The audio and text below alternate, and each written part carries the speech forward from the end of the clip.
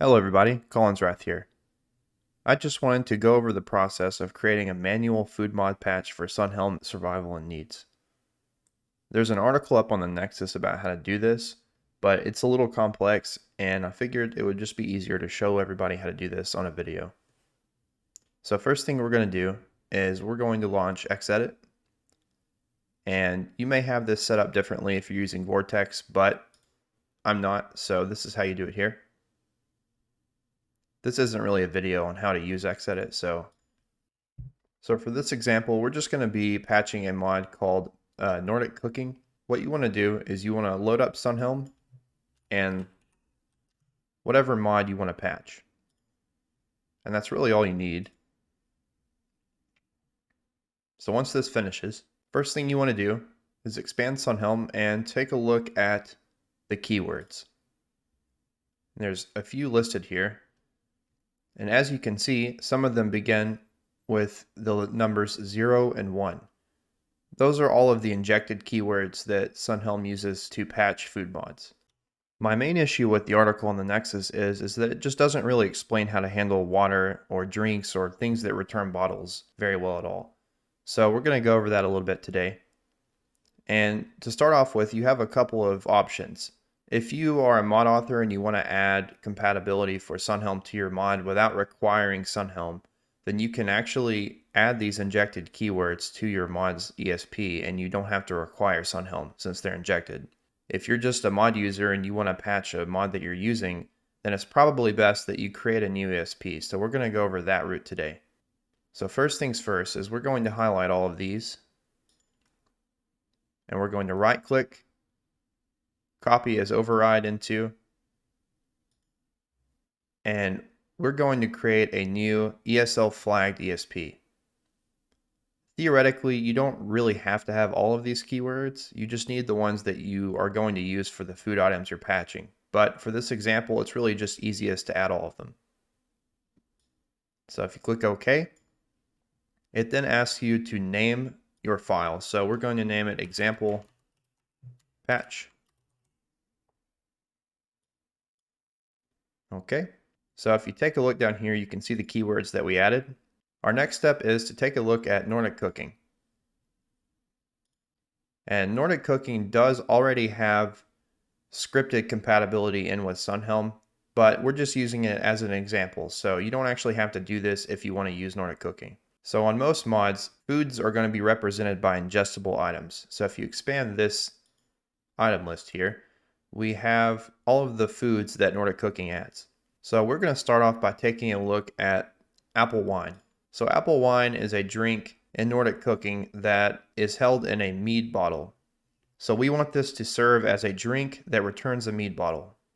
So let's right click on this, copy as override into, and we're going to select our patch that we just made and click OK. Yes. All right, so as you can see, our apple wine is now in the example patch ESP. And you can see here that it has some keywords on it, but not the ones we want. So if you go down here just to make sure, if you expand this, you can see that the apple wine is indeed in our patch. So if we click on that, we want to decide what keywords we want to add to this. So this is where it gets a little confusing on the article. If you want a drink to serve as a drink item that returns a bottle, you'll want to use one of these water keywords. So we have a mead, wine, and Sujama water bottle keyword.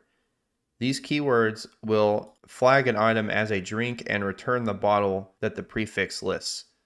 So in this instance, we want to use sh mead water bottle keyword. These other bottle keywords are for items that we don't want to serve as drinks, but for whatever reason, we want them to return a bottle. So if we right click, click add. All right, so now we have a null keyword here. We can just double click and start typing the name of the keyword that we want to add. So in this instance, it's underscore sh, and that should get us enough to where we can just select it. Yep, mead water bottle keyword. All right, so now apple wine is flagged as a water bottle that returns a mead bottle. So that should be good for that one. For our second example, we're just going to flag a food item real quick. Good one to start off with here is jerky. So we probably just want that to be like a light food. So we'll click on that, we're also going to copy as override into patch. All right, and we can see that it is indeed in the patch. So if we look at our list of keywords here, we have the sh light food keyword, and that's probably what we're going to want. So let's just right click, add, double click, type sh or underscore sh, sorry, light food keyword. Okay, so we should be good there. And as another example, we can flag a drink that we do not want to return a bottle. So it looks like tea here uses a basic tankard. So we're gonna add this tea to our patch. All right, so if you look at our list of keywords here, we have the mead water bottle keyword, wine water bottle, SunHelm water bottle. We don't want any of those because we don't want it returning a bottle. So you can see here that we have an sh drink keyword. And we can use this keyword for any item that we want to serve as a drink that we don't want to return a bottle. So let's add that one to the tea real quick. So we're going to right click, add, underscore sh, drink keyword. There we go. So now that you've seen an example of how to actually add a keyword to an item, we're going to go through each of these keywords and just kind of explain what each of them are for. So the saltwater keyword is for whenever you want a drink to be treated as saltwater, but not return a bottle. The light, medium, and heavy food keywords are kind of self-explanatory. Adding one of these keywords to a food item will cause it to be detected as the appropriate item. The sh mead bottle, wine bottle, and SunHelm bottle keywords are used in any instance that you don't want it to be treated as a drink and you want it to return a bottle. Alternatively, if you have an alcohol item, you want to add both the alcohol keyword and then the corresponding bottle keyword for that item that you want it to return. So say you have some sort of modded bottle of wine, then you'll add the alcohol drink keyword and the wine bottle keyword. So you want both of them in this instance. As we mentioned earlier, the drink keyword is used for any item that we want to be treated as a drink but not return a bottle. The soup keyword is used for items that you want to treat as soups. And then, as mentioned earlier, the mead, wine, and SunHelm water bottle keywords are used for items that we want to treat as water as well as these corresponding bottles. The blood drink keyword is used for any item that we want to be treated as sort of like a blood potion. And this keyword won't have any effect if you aren't a vampire, but if you are a vampire and you consume an item that has this keyword on it, it will be treated as a blood potion. So that's really it. Whenever you make a patch, you can go all the way down through the ingestibles of whatever mod that you're wanting to patch and just assign it the appropriate keywords that you think it should have.